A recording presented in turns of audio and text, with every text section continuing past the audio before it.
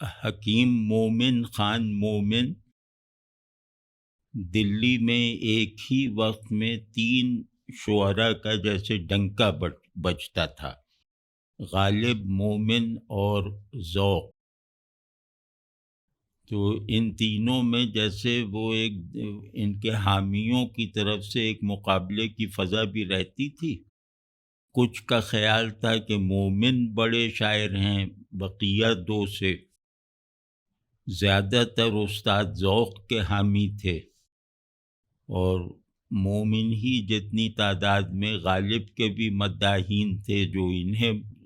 تینوں میں بڑا سمجھتے تھے۔ تو لیکن یہ کہ مومن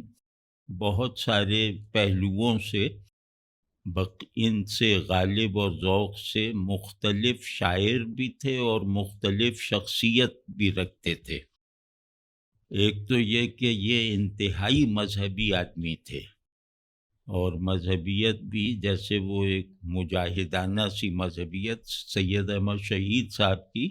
جماعت کے تھے اور انہی کے عقائد اور خیالات کے تھے۔ دوسرے اور شاہ ولی اللہ صاحب کے گھرانے کے شاگردوں میں سے تھے۔ اس کے علاوہ یہ کہ یہ دلی کے بہت بڑے اطباء میں شمار ہوتے تھے، طبیبوں میں، حکیموں میں، اور حکمت میں ان کی مہارت کا پورا دہلی جو ہے وہ معترف تھا، بڑے حکیم مانے جاتے تھے۔ پھر یہ کہ کیونکہ بہت مذہبی تھے، شاہ ولی اللہ صاحب کے گھرانے کا فیض اٹھایا ہوا تھا، تو خود عالم تھے، یعنی مذہبی معاملات میں صاحب رائے عالم تھے۔ عربی جانتے ہیں، لوگوں کا خیال ہے کہ انہوں نے عربی میں بھی خاصی شاعری کر رکھی تھی، اور فارسی تو خیر اس زمانے میں سیکنڈ لینگویج تھی۔ تو تیسرا ان کا وصف تھا، اس میں بھی یہ بہت ممتاز تھے، بہت معروف تھے، وہ تھا یہ ان کا منجم ہونا۔ یہ علم نجوم کے بہت بڑے آدمی سمجھے جاتے تھے، بلکہ ان کے بارے میں مشہور ہے کہ انہوں نے اپنی موت کا جو مصرعِ تاریخ ہے وہ کہہ دیا تھا پہلے سے، کہ دست و پاؤ سر شکست۔ اور اب اللہ جانے، لیکن یہ کہ یہ کیونکہ کوٹھے سے گر کے فوت ہوئے تھے تو وہ ہاتھ پاؤں سب ٹوٹ گئے، اور تقریباً جوانی کی عمر میں فوت ہوئے۔ تو وہ کہتے ہیں کہ یہ تاریخ وہ پہلے سے لکھ گئے تھے۔ اس کے علاوہ یہ کہ دینداری کی وجہ سے اور عالمانہ وقار ایسا تھا کہ یہ دربار داری میں نہیں پڑے غالب اور ذوق کی طرح، اور ان دونوں کے مقابلے میں خاندانی طور پر زیادہ خوشحال آدمی تھے، اور مزاج میں نفاست بہت تھی، اور بہت جیسے کچھ لوگ ہوتے ہیں جو کم گو، نفیس الطبع اور تنہائی پسند، غور و فکر کے عادی، اور اپنے وقت کا اپنے حساب سے بہترین استعمال کرنے والے، تو ان کی شخصیت جیسے شاعرانہ نہیں تھی، اور اس وجہ سے ان کے شاگردوں کی تعداد بھی کم تھی،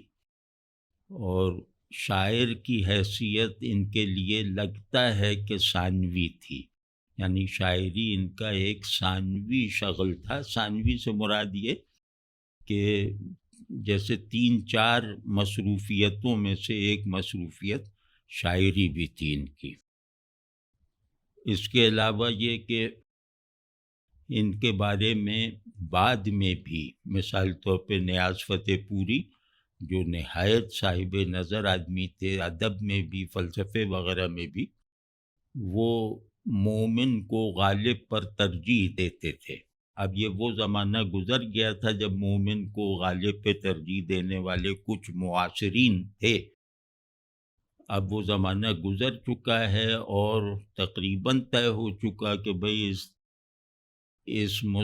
اس تثلیث میں غالب کا درجہ سب سے اوپر ہے۔ نیاز فتح پوری کے زمانے میں تو اس وقت نیاز صاحب نے جیسے ایک مضمون لکھ کر بڑا ہنگامہ برپا کروا دیا، جس میں انہوں نے مومن کو غالب پر ترجیح دی۔ تو اس طرح کے بھی کچھ لوگ جن کی رائے ادبیات میں اہمیت رکھتی ہے، جن کی رائے پر غور کرنا ضروری ہوتا ہے، ایسے کچھ لوگ بعد میں بھی مومن کے حامی تھے اور ان کو غالب اور ذوق سے بڑا ماننے والے تھے۔ تو ان کے جو شعری خصوصیات ہیں، ایک تو یہ کہ یہ مضمون کے شاعر تھے۔ مضمون کہتے ہیں کسی بات کو جیسے کازیشن کے اصول پر باندھنا۔ اب وہ بات بڑی بھی ہو سکتی ہے، بہت بڑے معانی کو اس طرح باندھنا جیسے وہ واقعہ بن جائیں۔ تو یوں سمجھنا چاہیے کہ مضمون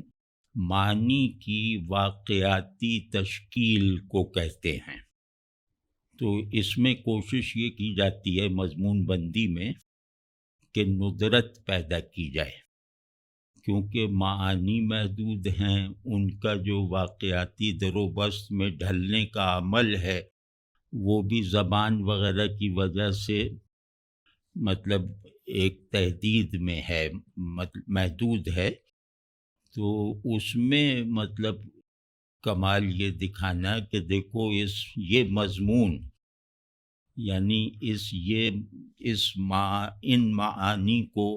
واقعات بنانے میں میں نے ایک ندرت حاصل کی ہے، یعنی اس مضمون کو کسی نئے واقعے میں ڈھال دینا یا کسی نہ کسی پہلو سے اس میں اس کے اجزاء میں نیا پن پیدا کر دینا، ایک بات کو بالکل تازہ لفظی مناسبات کے ساتھ بیان کرنا، دکھانا، سنانا، یہ مضمون میں ندرت پیدا کرنے کے مختلف اسالیب تھے۔ جیسے غالب کا ایک شعر ہے، اور ظاہر ہے بہت مشہور شعر، بہت سادہ، بہت آسان۔ اس میں غالب نے مضمون بندی کی ندرت دکھائی ہے کہ دل ناداں تجھے ہوا کیا ہے، آخر اس درد کی دوا کیا ہے۔ اب بالکل سادہ شعر ہے اور بہت دھوکے باز شعر ہے، یعنی پہلی مرتبہ میں سن کر آدمی اس کے بارے میں جو فیصلہ کرتا ہے، کسی بھی شعر کو سن کر جو پہلا تاثر مرتب ہوتا ہے اس کی اچھائی برائی کے بارے میں یا اس کے فنی محاسن اور معائب کے بارے میں، یہ شعر اس پہلے تاثر کو غلط ثابت کرتا ہے، اور وہ پہلا تاثر چاہے کچھ ماہرین فن کا بھی ہو۔ تو یہ مضمون کیا ہے کہ دل جو ہے وہ عشق مرض ہے، اور اس مرض میں پڑنا یہ دل کی نادانی ہے۔ دل نے نتائج کی پرواہ کیے بغیر جذبات میں آ کر ایک مرض مول لے لیا۔ یہ مضمون اور کہاں نہیں پایا جاتا، مطلب کسی بھی شاعر کے یہاں دیکھ لیں تو یہ مضمون پایا جاتا ہے۔ دل بیمار، دل پردرد، دل ناداں، یعنی عشق کو دل کی نادانی کہنا یہ عام رہا ہے۔ اسی طرح عشق کو سبب آزار کہنا یہ بھی بہت عام رہا ہے۔ اب غالب نے ایک انتہائی عام اور مکمل طور پر جیسے تکمیل یافتہ سچویشن کو، جس کے سب کردار مقرر، جس کے سب کرداروں کے تعلق کے نتائج مکمل، یعنی ہر چیز اس واقعے کی تکمیل میں جو چیزیں بھی درکار تھیں وہ گویا غالب سے پہلے جو ہیں وہ فراہم ہو چکی تھیں، یعنی یہ مضمون ہر اعتبار سے اس حد تک مکمل ہو چکا تھا کہ شاعروں نے اسے ترک کرنا شروع کر دیا تھا۔ غالب نے ایسے ماحول میں اس میں ایک تازگی اور ندرت پیدا کر دی، اور نہ صرف یہ کہ تازگی اور ندرت پیدا کی بلکہ عشق دل اور ذہن کی ایک نئی تکون بنا کے دکھا دی جو پہلے نہیں تھی، کہ دل ناداں یہ اسی معنی میں ہے جس معنی میں مثال طور پہ ذوق کہیں گے، مثال طور پہ سودا کہیں گے، میر کہیں گے۔ اور تجھے ہوا کیا ہے، یہاں اب غالب نے اس مضمون کو گویا ایک نیا، اس کے زندہ ہونے کا ایک نیا سبب پیدا کر کے دکھایا ہے کہ یہ نہیں معلوم، مطلب یہ رواج نہیں تھا کہ اپنی نادانی سے عشق کا روگ لگانے والے دل سے پوچھا جائے کہ تجھے کیا روگ لگا ہے۔ اور عشق تو سب نے کیے ہیں اور سب کو مرض اور درد میں مبتلا ہونا پڑا، لیکن تجھے کیا ہوا ہے، یعنی تجھے بھی عشق ہی کا روگ لگا ہے۔ اس روگ کا سبب تیری جلد بازی اور نادانی اور بے وقوفی ہے، لیکن تیری نادانی سے جو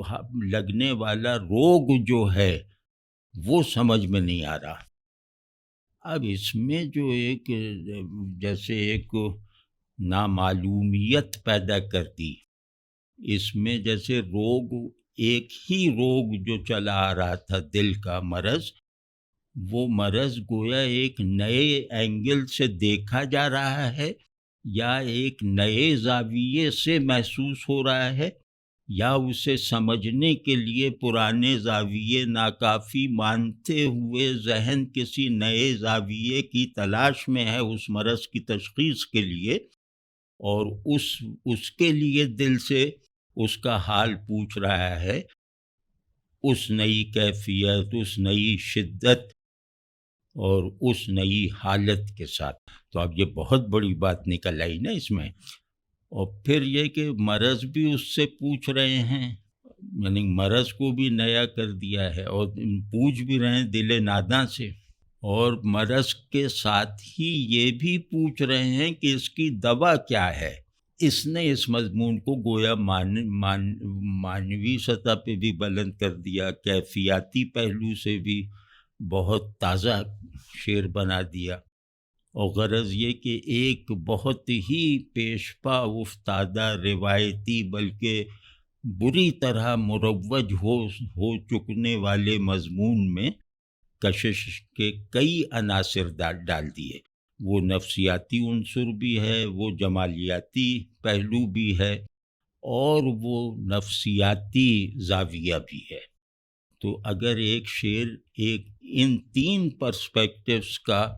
تقاضا کرے اور ان تین پرسپیکٹیوز کے پرانے استعمالات کو قبول نہ کرے، انہیں نئے زاویے سجھائے، تو ظاہر وہ بڑا شعر ہے۔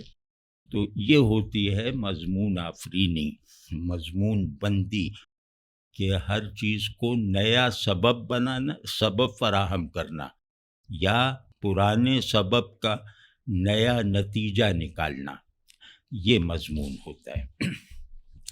تو مضمون بندی مومن کا بہت خاص ہنر ہے۔ اس کے علاوہ یہ کہ مضمون بندی پہ میں سنا دیتا ہوں شعر، کہ ایک چیز ہوتی نزاکت خیال، یعنی بالکل مبالغے کے ساتھ کسی تجربے یا کسی واقعی حالت کو ایکسپلین کرنا۔ جیسے میں عرض کرتا ہوں کہ ایک آدمی عشق کی بیماری کے غلبے سے اتنا کمزور ہو چکا ہے کہ اس کا دل تو خیر کب کا اس کے قابو سے نکل گیا، اس کا جسم بھی اب اس کے قابو میں نہیں رہ گیا۔ اب وہ گویا بس ہل بھی نہیں سکتا، دل جا چکا، دماغ جا چکا، اب جسم بھی جیسے اس کی ماننے سے منکر ہے، اس کے تصرف میں نہیں ہے۔ تو عشق کا یہ آئیڈیا ذہن میں رکھنا چاہیے کہ عشق عاشق پر خود اس کا تصرف ختم کر دیتا ہے۔ بے بس کر دیتا ہے۔ اب اس بے بسی کو اور مرض عشق کی ایک طبیعی شدت کو جو جسم پر اثر انداز ہے اس نے بستر پہ ڈال دیا ہے۔ اب یہ کہہ رہے ہیں، اس کی دیکھیے کیسی مبالغے کے ساتھ تصویر بنا رہے ہیں کہ جوں نک ہت گل جنبش، جوں نک ہت گل جنبش ہے جی کا نکل جانا، اے باد صبا میری کروٹ تو بدل جانا۔ اب یہ جسم کا اتنا نحیف ہو جانا، اتنا کمزور ہو جانا، یہ کسی قدر تصور میں آ سکتا ہے کہ آدمی جسم کو کمزوری کی وجہ سے حرکت نہ دے سکے، کروٹ بدلنا چاہے تو کروٹ خود سے نہ بدل سکے، یہ تو مطلب ٹھیک ہے، یہ عام سی بات ہے۔ اب اس میں جو انہوں نے ایک جیسے ایک ایسا دھماکہ کر دیا ہے کہ ہم کمزوری کی انتہائی حالتوں کا مشاہدہ رکھنے کے باوجود اور اس کمزوری کا علاج جو ہمارے ذہن میں ہے کہ اس کمزور کو کیسے مدد دی جاتی ہے، نہ اٹھ سکنے والے کو کیسے اٹھایا جاتا ہے، وہ ساری فہرست اپنی نظر سے دیکھ لینے کے بعد وہ سارے تجربات، مشاہدات، روایات، وہ یہاں جا کے جیسے ایک دم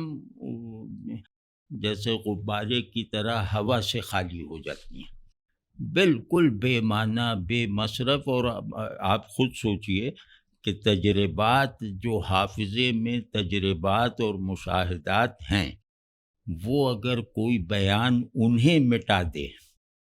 یعنی کمزوری کے بارے میں کوئی بیان ہمارے سب کے مشاہدات جو ہماری یادداشت میں ہیں ان کو محو کر دے، یا ان کو جیسے وہ ان پر اعتبار ختم کر دے، یا ان کی وقت اور شدت اور ان سے وابستہ احساسات جو رواج کے احساسات ہیں ان سے وہ جیسے لا تعلق ہو جائے شعر کی تاثیر سے، تو وہ بہت بڑی بات مانی جاتی ہے، اور مضمون کی انتہائی صورتیں جو ہیں مضمون کی اوریجنلٹی کی، ان میں گنی جائے گی یہ بات۔ تو اب کیا کہہ رہے ہیں کہ ایک بہت کمزور آدمی جو عشق نے جسے کمزور کر دیا ہے وہ کروٹ نہیں بدل سکتا، تو وہ کروٹ اس کو بدلنے کے لیے طاقت کی ضرورت نہیں ہے، اس کمزوری کی تلافی کے لیے اسے کسی اٹینڈنٹ کی مدد کی ضرورت نہیں ہے، اس کے لیے اس کو لطافت کی ضرورت ہے کہ اس بدن کو لطافت کے ساتھ اور نازکی کے ساتھ کروٹ دی جائے، یعنی کروٹ بدل نہ سکنا جو ہے وہ تو مجبوری ہے ہی، کروٹ بدلنا کہیں تکلیف کا سبب نہ بن جائے، کسی کے سہارے سے کروٹ بدلنا کسی تکلیف کا سبب نہ بن جائے، بلکہ یہ کہ مریض کو کروٹ بدلنے کی اتنی ضرورت نہیں ہے جتنی اپنی کمزوری کو ایک احساس فرحت میں رکھنے اور اس میں وہ لطافت دکھانے کی ضرورت ہے، جو لطافت جسم کی کمزوری کو جسم کی قید سے باہر نکال کر ڈیفائن کرے۔ تو یہ مطلب اگر آپ اس کو فلاسفائز کرنا چاہیں وہ بھی ہو جاتا ہے، اور ایک بالکل معمول کا منظر ہے۔ تو کہہ رہے ہیں اے باد صبا، ہاں جوں نک ہت گل، تو کہہ رہے ہیں کہ بھئی میری کمزوری وہ اسپتال میں پڑے مریضوں کی سی کمزوری نہیں ہے، کیونکہ میری کمزوری کا سبب بہت لطیف ہے۔ جس کمزوری کا سبب کثیف ہو یعنی مادی یا جسمانی ہو، وہ کمزوری مجھے لاحق نہیں ہے، میں تو روح کے غلبے سے جسم کی کمزوری کا شکار ہوں، اور یہ کمزوری جیسے مجھے یوں کہنا چاہیے کہ جیسے مجھے حقیقی کمزوریوں سے نکالنے آئی ہے یہ کمزوری، تو اب اس میں کہہ رہے ہیں کہ میری کمزوری کی نوعیت یہ ہے کہ اگر ذرا سا ہلوں تو میرے ساتھ وہی معاملہ ہوگا جو خوشبو کو سموئے ہوئے پھول کے ہلنے سے ہوتا ہے. یعنی پھول کی جان خوشبو ہے، تو پھول جیسے ذرا بھی ہلے گا تو اس میں مستور اور محفوظ خوشبو وہ باہر پھیل جائے گی، مطلب وہ اس میں سے نکل جائے گی. تو کہنے میرا بھی یہ حال ہے کہ میں اگر جنبش کروں گا تو میری روح نکل جائے گی. جو حیثیت جسم میں روح کی ہے، نہیں، جو حیثیت پھول میں خوشبو کی ہے وہی حیثیت میرے جسم میں روح کی ہے. یہاں جی دل کے معنی میں نہیں ہے، روح اور جان کے مفہوم میں ہے. تو میں ایسی سطح نازکی اور ایسے مرتبہ لطافت کے یکجان ہو جانے کے حال میں ہوں. تو میں ہلوں گا تو میری روح نکل جائے گی. تو ظاہر ہے کہ جو بھی مجھے ہلائے گا وہ ہلانے کے جسمانی نظام میں رہتے ہوئے مجھے ہلائے گا. وہ میری کمزوری کو غلط فہمی سے جسمانی کمزوری سمجھتے ہوئے مجھے کروٹ بدلوائے گا، مجھے جسم مانتے ہوئے کروٹ بدلوائے گا، جبکہ میں جسم تو رہا ہی نہیں. تو اب اے باد صبا، کہ جس طرح باد صبا گل کو پھول کو ہلاتی ہے تو اس سے خوشبو نکلتی ہے، وہی باد صبا یہاں پکاری جا رہی ہے کہ اے باد صبا اب میں تیرے معیار فنا پر پورا اترتا ہوں. اب میں جمال کے گلزار حقیقی میں داخلے کا استحقاق رکھتا ہوں. تو اے جمال کی قاصد، اے محبوب کی طرف سے چلنے والے نظام کی منتظم، مجھے بھی مجھ سے آزاد کروا دے. مجھے بھی اس پھول سے زیادہ سمجھ جو تیرے حرکت دینے سے خوشبو جس سے نکلتی ہے. میں تو تجھے اس سے زیادہ قیمتی چیز پیش کر رہا ہوں کہ مجھے ذرا کروٹ دلا دے تو میری روح مجھ سے نکل جائے گی. یعنی میں پھول سے کہیں بڑھ کے تیری خدمت کروں گا، کیونکہ باد صبا کو بھی اپنی کیفیات بڑھانے کے لیے خوشبو کی ضرورت ہوتی ہے. تو اے باد صبا میں تیرا محبوب کا قاصد ہونا ملحوظ رکھ کے تجھ سے یہ کہہ رہا ہوں کہ اس عاشق کو اس کی قید سے نکال دے اور اس کو ایسی حرکت دے دے کہ اس کی روح کا نکلنا اس کا بارگاہ محبوب میں پہنچنے والا عمل ہو جائے. اب یہ سب بہت بڑے بڑے معنی ہیں، مطلب کلاسیکی روایت میں بھی یہ بڑے معنی ہیں. تو یہ انہوں نے اس طرح بہت منظر کی نزاکت کے ساتھ آواز بھی رکھی اور الفاظ بھی اس سے مناسبت رکھنے والے رکھے، یعنی مبالغہ ایکسپیرینسیبل بنا دیا، کیونکہ ہم لفظوں کی ملائمت محسوس کر رہے ہیں، آواز کی نغمگی ایکسپیرینس کر رہے ہیں، اور باد صبا کے آ جانے سے وہ گویا عشق کے ایک نئے مرحلے، نئے تجربے اور نئی ضرورت کا احساس بھی جیسے ہمیں پہلی مرتبہ محسوس ہو رہا ہے. تو اتنے بڑے اس میں جیسے قاری کے لیے شادابی کے وسائل اور اسباب اس شعر میں موجود ہے، اور اس میں ہونے والا مبالغہ، جادوئی اور طلسمی منظر، یہ ہمیں عام مناظر کی طرح ایکسپیرینسیبل محسوس ہونے لگتا ہے. تو بڑا شاعر مبالغے کو ماورائے فہم رکھتے ہوئے اسے محسوس کروا دیتا ہے. تو یہ اس شعر میں مومن نے کروا کے دکھایا ہے. تو ان کے شعر مشہور جو ہیں وہ ایک آدھ شعر جو بہت مشہور اشعار ہیں ان میں سے وہ آخر میں عرض کر دوں گا، وہ تو سبھی کا. اب میں کچھ ان کا ایک دو شعر ایسے ہیں جو کم معروف ہیں لیکن ان سے مومن کی انفرادیت، غالب اور ذوق ایسوں کے مقابلے میں واضح ہو جاتی ہے. انفرادیت ایک تو جیسے میں نے عرض کہا کہ مضمون بندی میں یہ بہت خلاق آدمی ہیں، اور اس کے ساتھ ساتھ جو ہے یہ طے شدہ، یعنی کہ جو مضمون اور معنی کو بنانے والے طے شدہ کیریکٹرز ہوتے ہیں، یا کسی مضمون اور کسی معنی کے لیے جو طے شدہ ماحول ہوتا ہے، سچویشن ہوتی ہے، یہ اس کو پلٹ دیتے ہیں. یہ بھی ان کا ایک خاص امتیاز ہے. جیسے بے سیر دشت و بادیا لگنے لگا ہے جی، بے سیر دشت و بادیا لگنے لگا ہے جی، اور اس خراب گھر میں جو ویراں نہیں رہا. یہ عجیب سب چیزیں پلٹ دی ہیں،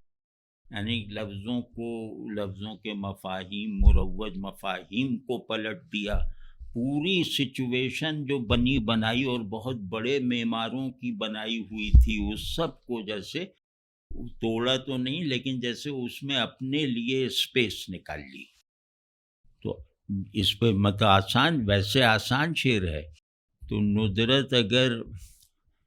وہ ابہام وغیرہ کے بغیر ہو تو وہ زیادہ مشکل ہوتی ہے، یعنی اوریجنلٹی بالکل عام فہم ہو تو وہ بہت زیادہ مشکل ہوتی ہے. یہ دیکھیں کہ ہاں، پہلے عشاق، اور عشاق میں بھی جو کامل لوگ ہوتے تھے یعنی اہل جنوں، وہ صحرا میں چلے جاتے تھے، جنگل میں چلے جاتے تھے، اور وہاں جا کر گویا اپنے درد فراق کو اپنے لیے زیادہ گہرائی تک پہنچنے کا راستہ فراہم کرتے تھے. یعنی صحرا میں جا کر ان کا جی لگتا تھا، شہر میں جی نہیں لگتا تھا، کیونکہ شہر کثرت کا مجمع ہے. کثرت جو ہے وہ سمجھیں کثرت میں ایک وصال کا سا واہمہ رہتا ہے. بہت لوگ ہوں تو وصال کے مظاہر بڑھ جاتے ہیں، فراق کی قدر دھندلا جاتی ہے بہت لوگوں میں رہنے سے. تو یہ صاحب فراق ہے، جبھی تو صاحب جنوں ہے. تو یہ اپنے فراق کی قدر کو اس کی شان کے مطابق محفوظ رکھنے کے لیے، بلکہ اسے مزید پروان چڑھاتے رہنے کی ذمہ داری نبھانے کے لیے صحراؤں میں، بیابانوں میں جاتا ہے، تاکہ وصل واہمے کے طور پر بھی غائب ہو جائے. وصل کے مظاہر جو ہیں وہ وہم کی سطح سے بھی محو ہو جائیں، غائب ہو جائیں. یہ ہے اہل جنوں اور دشت میں جو ایک روایتی نسبت ہے اس کا بیان. فراق میں جی نہ لگے نا تو آدمی عاشق نہیں ہے. تو اور فراق کے سلسلے میں ایک حمیت عشقی ہوتی ہے کہ وہ وصال کے کسی بھی دھوکے سے متاثر نہ ہو، کوئی دعوت وصال اس پر اثر انداز نہ ہو. تو دنیا، بھرے پورے شہر، یہ سب دعوت وصال سے بھرے ہوئے ہیں، ہر شے جیسے دعوت وصال دیتی ہے. تو اس سے لگتا ہے کہ یہ فراق کی توہین ہے، فراق خالص نہیں رہے گا. تو اس کے لیے یہ فراق کی حفاظت کرتا ہے، اور اس میں اس کا جی ایسا لگتا ہے کہ جتنا یوں کہنا چاہیے کہ خود فراق محبوب بن جاتا ہے. یعنی محبوب کا نہ ہونا محبوب کے ہونے کا سب سے بڑا سبب بن جاتا ہے، اس کے اس جوش فراق سے، اس فراق کی اس قدردانی سے، اور فراق سے ایک حضور پیدا ہوتا ہے محبوب کا، جو مستقل ہوتا ہے، مسلسل ہوتا ہے۔ وہ محبوب مل جائے تو وہ حضور غائب ہو جاتا ہے۔ تو فراق میں گندھا ہوا محبوب کا حضور اس کی اصلی شانوں کے ساتھ، وہ جیسے عاشق اپنی قیمتی متاع کی حیثیت سے اپنے اندر محفوظ رکھتا ہے، تو اس کی حفاظت شہروں میں نہیں ہوتی تو بیابانوں میں جاتا ہے۔ تو اب یہ کہہ رہے ہیں کہ یہ روایت تو ہے، لیکن ہمارا عجیب حال ہے، یعنی یا ہمارا دور عجیب ہے یا میں عجیب ہوں کہ مجھے اپنے عاشق ہونے اور صاحب جنوں ہونے پر کوئی شبہ نہیں ہے۔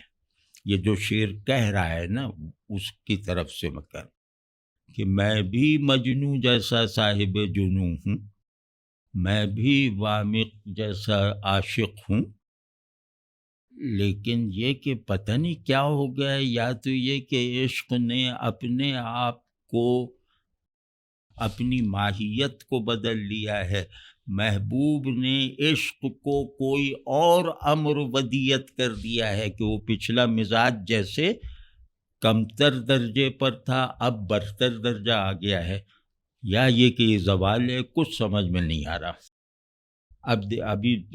ابھی یہاں تک مطلب تھوڑا سا وہ ہے، اس کا جو اینڈ نوٹ ہے وہ شعر پڑھ کے پھر بتاتا ہوں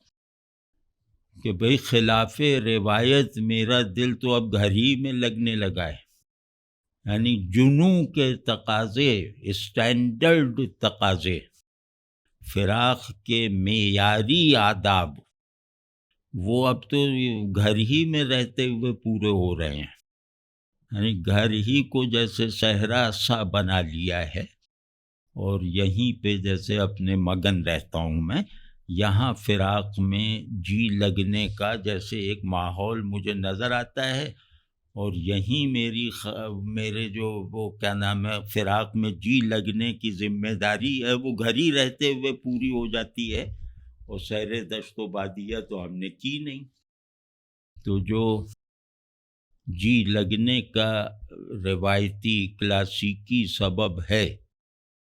ہم جیسے اس سے بالکل آزاد رہ کر جی لگا رہے ہیں، انہی اصول پر رہتے ہوئے، انہی اقدار پر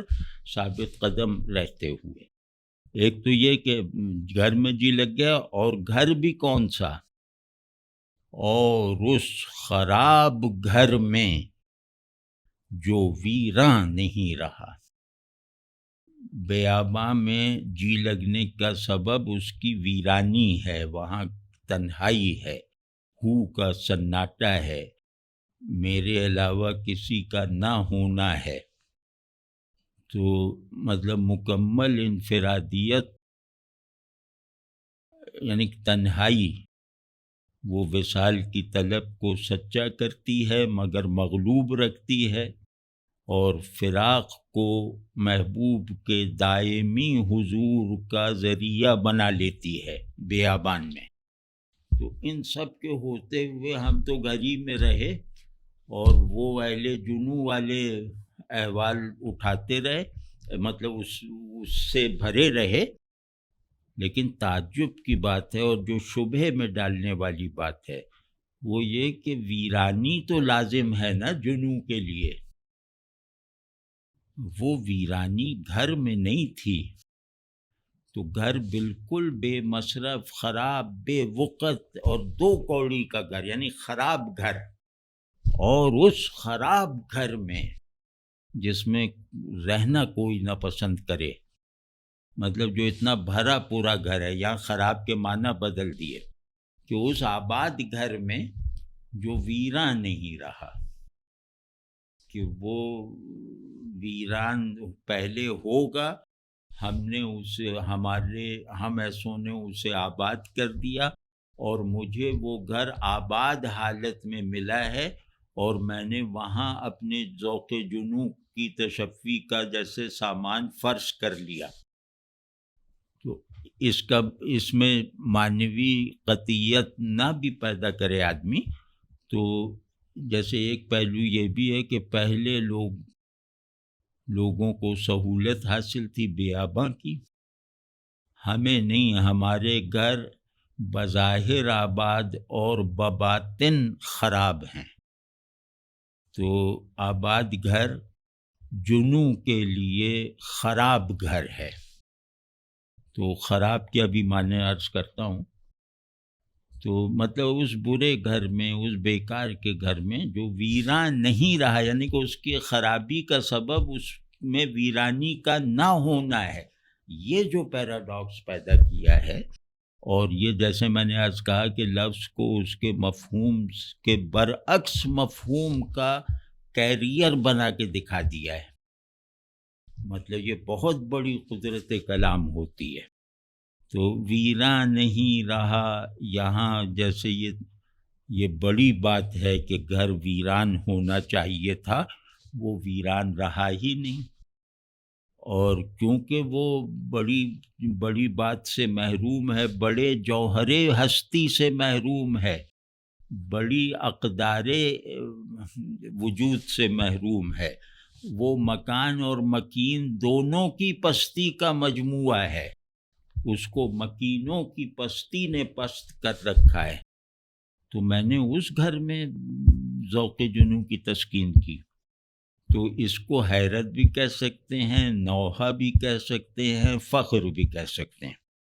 تو یہ بھی آپ دیکھ لیجیے کہ احساسات، یعنی معنی مکمل ہونے کے بعد احساسات کی تائید کے ساتھ ایک فیصلے کی طرح سامنے آتے ہیں۔ انہوں نے اس میں کہیں بھی ہمیں اس قابل نہیں چھوڑا کہ ہم مفہوم متعین کر لیں قطعی انداز سے اور ہم اسے محسوس ایک ہی طرح کے احساسات سے کرنے کے لائق ہو سکیں۔ تو اب وہ خراب اور ویران، خراب ویران ہی کو کہتے ہیں، جیسے دشت خرابہ کہلاتا ہے نا، تو خراب کا مطلب ہی ویران ہے، لیکن اس کی ویرانی خالص نہیں ہے گھر کی، تو اس کا خالص نہ ہونا اسے تحقیر کے ساتھ خراب کہلانے کا خراب کہلا رہا ہے، اور وہاں ویرانی کا خالص ہونا انہیں تعظیم کے ساتھ خراب کہلواتا ہے۔ یہ سب جو بہت مہارت کا کھیل ہے، یہ جو اس شعر میں انہوں نے جیسے کامیابی کے ساتھ ڈسپلے کر کے دکھایا ہے۔ اس پہ اسی کے اثر سے نوجوانی میں نے بھی ایک تک بندی کی تھی مومن کی نقل میں،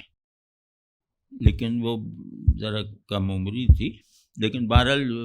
یہ روایت چلنی چاہیے نا، تو جو اچھا شعر کہہ سکیں اس روایت میں، پیراڈاکسیکل روایت جو لفظ اور معنی اور احساسات سب کو اپنی لپیٹ میں لیے ہوئے، کہ اللہ رکھے یہ دشت اب تک، اللہ رکھے یہ دشت اب تک آباد، یعنی ویران تو ہے، یعنی اہل جنوں سے آباد ہے تو ویران تو ہے نا۔ تو یہ مومن کی جیسے ایسے ہی ایک بچکانہ سی نقل کی تھی۔ وہ مضمون کی ندرت دیکھیے کہ حال دل یار کو لکھوں کیوں کر، رواج ہے نا کہ دل کا حال قاصد کے ذریعے محبوب تک پہنچانا ہے، اور وہ دل کا حال وہ رنج و الم ہی کی روداد ہوتا ہے، تو کہنا ہے حال دل، یعنی دل پر گزرنے والے آلام و مصائب اور اذیتوں کا احوال پہلے لکھوں گا تو بھیجوں گا نا۔ روایت تو یہی ہے کہ بھئی لکھو، پھر قاصد آئے گا، وہ تمہارا خط لے کے جائے گا محبوب کے پاس، اور پھر وہاں سے بھی جواب لائے گا، یا امید ہے کہ وہاں سے کوئی جواب لے آئے۔ یہ کلچر ہے۔ اب اس کلچر میں جو ایک بچکانہ پن اور ایک بھول پن اور ایک سادہ لوحی ہے نا، یہ سب قاصد محبوب یہ وہ، تو یہ پوری روایت جیسے سادہ لوحی کی روایت ہے، تو اسی سادہ لوحی سے کام لیتے ہوئے، اسی سادہ لوحی کی سطح پر رہتے ہوئے، اسی بھول پن کو اپنا عذر بناتے ہوئے، اسی معصومیت کے ساتھ گویا اپنے آپ کو اعتراض سے جیسے وہ کر دیا، محفوظ کر لیا۔ کہ لوگ کہتے ہیں نا بھائی تم لکھتے ہی نہیں، یہیں ہمیں سب رونا سناتے رہتے ہو اپنا، بھائی جس کی وجہ سے ہے یہ سب اس کو لکھو تاکہ وہ کچھ رحم کرے، کچھ التفات کرے۔ تو اب ایسے ہمدرد ناصحوں اور مشیروں کو یہ عاشق کہہ رہا ہے کہ بھئی یہ بات تو ٹھیک ہے کہ دل یہ سب حال لکھ کر اس کو بھیجنا چاہیے، کیونکہ علاج اسی کے ہاتھ میں اور کوئی نہیں کر سکتا، لیکن میری مجبوری سمجھو۔ تو وہ بھولا ناصح جو ہے، جو اسی کلچر کی پیداوار ہے، وہ کہتا ہے کیا مجبوری؟ کہنے بھائی میں دائیں ہاتھ سے لکھتا ہوں، یا بائیں ہاتھ جس ہاتھ سے بھی لکھتا ہے، کہتے ہیں لکھنے والا ہاتھ جو ہے وہ تو دل سے جدا ہوتا ہی نہیں ہے، دل میں اتنی آگ لگی رہتی ہے، ہر وقت اتنا درد ہوتا رہتا ہے، اور ہر وقت دل اس طرح اچھلتا رہتا ہے کہ اس کو جیسے پکڑنا پڑتا ہے۔ تو کوئی نہ کوئی ایسا وہ ہنگامہ کیے رکھتا ہے میرا دل کہ اسے قابو میں رکھنے کے لیے اس پر ہاتھ مضبوطی سے رکھنا پڑتا ہے۔ تو اب اسی ہاتھ سے لکھنا ہوتا ہے، تو اب دل سے ہاتھ فارغ ہو تو حال دل لکھوں نا۔ یہ مطلب کتنا خوشگوار لگتا ہے اگر آپ اس حضور کو اور یہ پوری مجلس کو دیکھیں اور اس پورے رواج کو، تو ہم لوگ کتنی کیسی برجستگیوں سے محروم ہو گئے عقل مندی کے نام پر۔ اب جیسے آخر میں ان کا شورۂ آفاق شعر کو مختصر سا کر کے کہتا ہوں، جو مومن کی گویا پہچان بنا ہے، جس کے بارے میں غالب نے کہا کہ کاش مومن خان میرا دیوان لے کے یہ شعر مجھے دے دیتے، کہ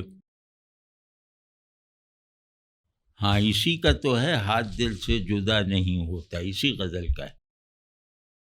کہ رنج راحت فضا نہیں ہوتا، اثر اس کو ذرا نہیں ہوتا،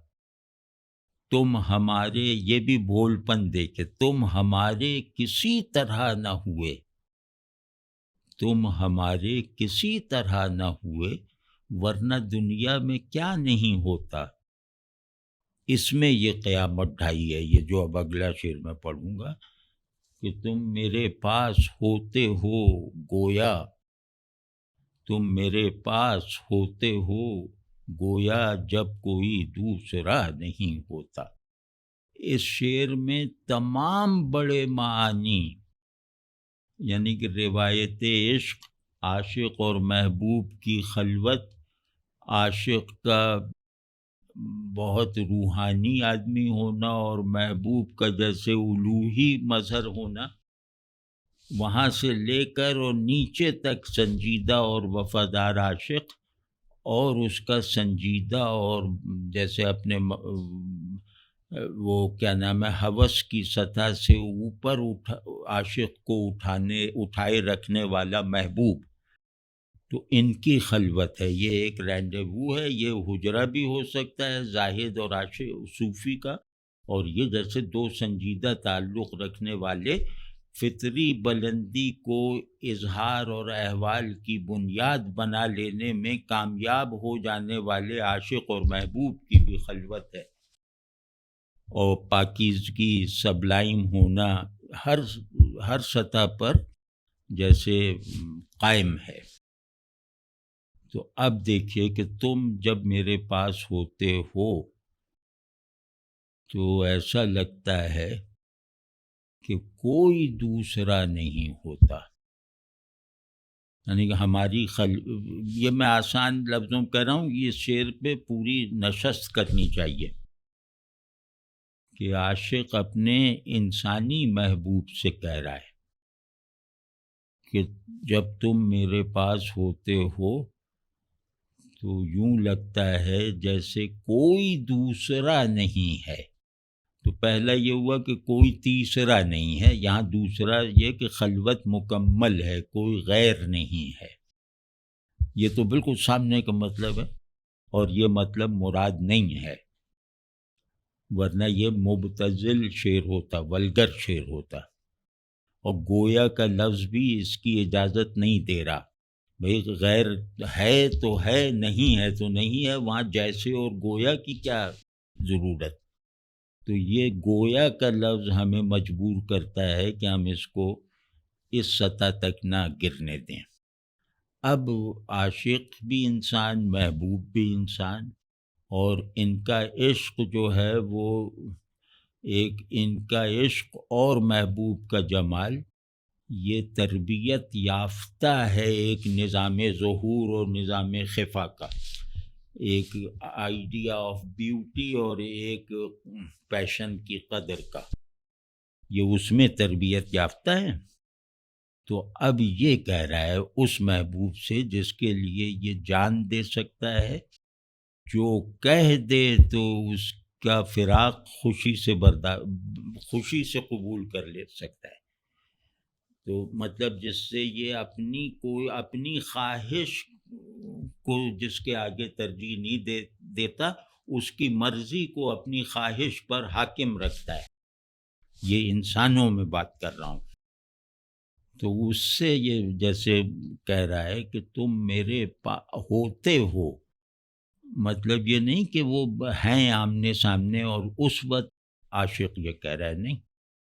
اسے بتا رہا ہے کہ دیکھو میں تم سے دور ہو کر بھی جو ہے وہ تمہارے معیار پہ پورا اتر رہا ہوں نا،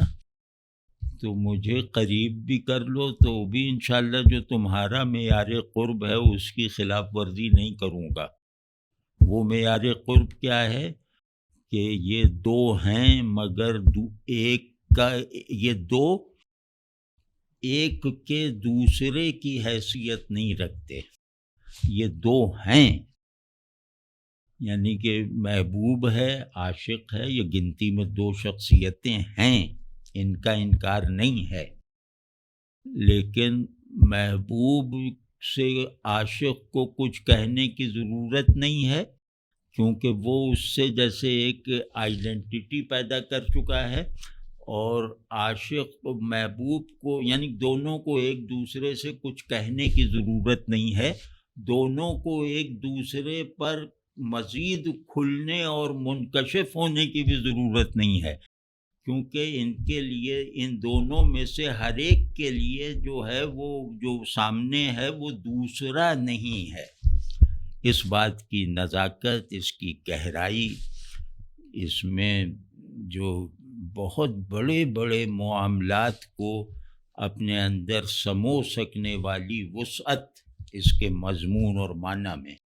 وہ دیکھیے تو یہ واقعی اردو کے اگر 10 بڑے شعر بھی چنے جائیں گے تو ان میں ایک یہ لازماً ہوگا.